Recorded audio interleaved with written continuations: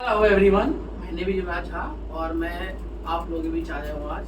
पिछले क्लास में हमने डिस्कस किया था कि हमने पीरियोडिक क्लासिफिकेशन को जाना था और आज हम जानेंगे अलग तरीके से कि आखिर कि न्यूलैंड्स ने ऑक्टेव्स रोल कैसा दिया था, ये क्या था रूल ऑक्टेव्स का, इस लॉ को हम जानेंगे। तो इसको लॉ को जानने के लिए सबसे पहले हमें अपने इतिहास की ओर जानना होगा। और जब हम जानेंगे कि हमारा इतिहास कैसा है तो हमने देखा कि न्यूलैंड्स के लॉ को म्यूजिक लॉ भी कहा जाता है, जिसमें हम सब जानते हैं कि म्यूजिक में सुरों का एक कॉम्बिनेशन होता है जो कहते हैं सा रे गा मा पा धा नी सा, यहाँ तक का लॉ था और उसने बताया। लेकिन हम कहते हैं कि अगर न्यूलैंड्स ने इंडिया में पढ़ाई की होती तो उसे पता होता कि स्वर का उल्टा स्वरूप भी होता है, सा नी धा पा मा गा रे सा। अब मेरी बात को समझो आप। न्यूलैंड्स ने कहा कि प्रत्येक 8वां एलिमेंट का जो प्रॉपर्टी है वो पहले एलिमेंट के बराबर है। बड़ा कंफ्यूजिंग से सवाल था। मैं कहता न्यूलैंड्स भाई साहब इंडिया आते और जान जाते कि प्रत्येक 8वां एलिमेंट जो है सा रे गा मा पा धा नी सा। अब वहां शुरू करेंगे सा रे गा मा पा धा नी सा नी धा पा मा गा रे सा। न्यूलैंड्स बस एक रूल दिया और हम भारतीय तो क्रिएटिविटी उस्ताद है। हमने क्या किया कि हमने देखा सा रे गा मा पा धा नी सा नी धा पा मा गा रे सा। तो न्यूलैंड्स का लॉ था, उसने कहा कि एटॉमिक नंबर हमेशा इंक्रीजिंग ऑर्डर में होगा, मतलब कि बढ़ते हुए क्रम में लिखी जाएगी। तो उसने एटॉमिक नंबर को बढ़ते हुए क्रम में लिखा। कैसे? Lithium, beryllium, boron, carbon, nitrogen, oxygen, fluorine, और फिर उसने कहा कि 8वां एलिमेंट सोडियम, और सोडियम की जो प्रॉपर्टी है वही प्रॉपर्टी लिथियम की होगी।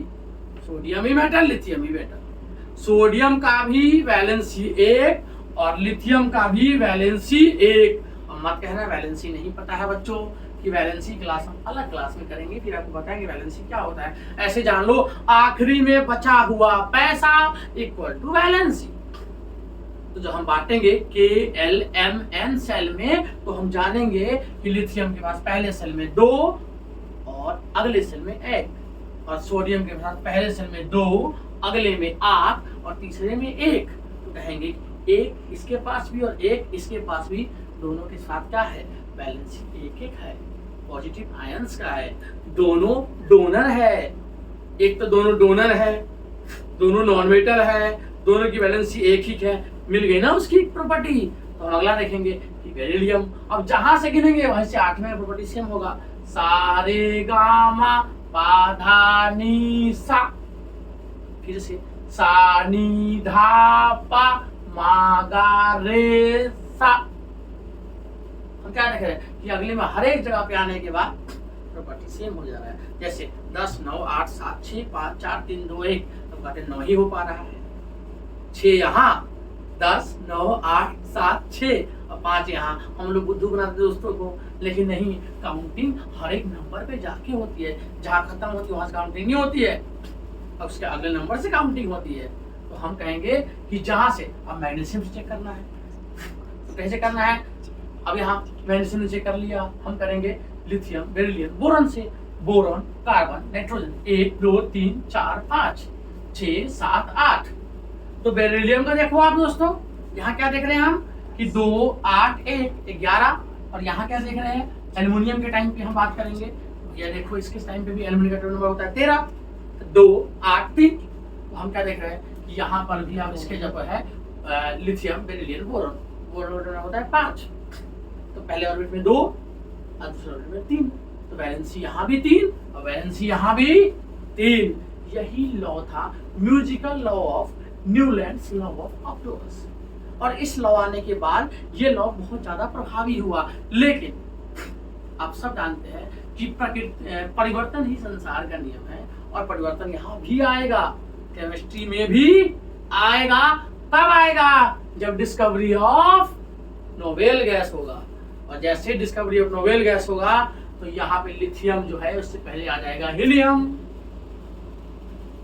और यहाँ हम देखेंगे कि क्लोरीन के पास आ जाएगा आर्गन, और हम देखेंगे फ्लोरीन के बाद आ जाएगा नियॉन, और पूरा का पूरा पीरियोडिक टेबल जो है 1, 2 और यहाँ पे 3 एलिमेंट्स, मतलब तीनों इनर्ट गैस जिसके पास कोई भी वैलेंसी नहीं है, इसकी वजह से स्टोर हो जाएगा। क्योंकि अब इसका जो होगा इससे 8, 1, 2, 3, 4, 5, 6, 7, 8 जो प्रॉपर्टी फ्लोरीन का है वो प्रॉपर्टी कभी भी हीलियम का नहीं होगा। जो प्रॉपर्टी यहाँ पे हम देख रहे हैं नियॉन का है 1, 2, 3, 4, 5, 6, 7, 8 वो क्लोरीन का नहीं होगा। जो क्लोरीन का होगा वो नियॉन का नहीं होगा, और ये प्रॉपर्टी का यहाँ मिसमैच हो जाएगा, और न्यूलैंड जैसे साइंटिस्ट का दिया हुआ इतना बड़ा लॉ यहाँ पे कहेंगे ड्रॉबैक हो गया। फॉल्स नहीं बोलेंगे, उन्होंने बहुत मेहनत की इन चीजों के लिए, लेकिन डिस्कवरी ऑफ नोबेल गैस ने पीरियोडिक क्लासिफिकेशन और इनऑर्गेनिक के नजर में